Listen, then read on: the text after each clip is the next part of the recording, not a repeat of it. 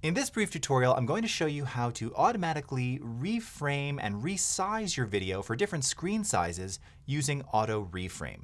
Here we have our social media cut down version of my edit, and I now want to prepare this widescreen edit for either a vertical or maybe a 4:5 screen, something that you might see on Instagram or Facebook.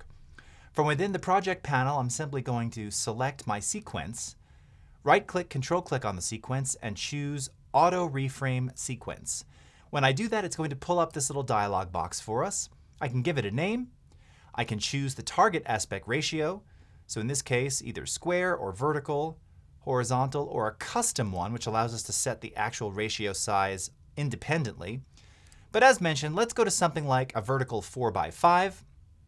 For motion tracking, because there's very little motion in this, I'm just going to use the default. This tends to work great. And then for clip nesting, we'll keep it at its default setting, which is also Don't Nest Clips. Go ahead and click Create. It will use Sensei to analyze the video. And now when we play this back, hi, I'm Jason, and welcome to my channel, Just Play Music.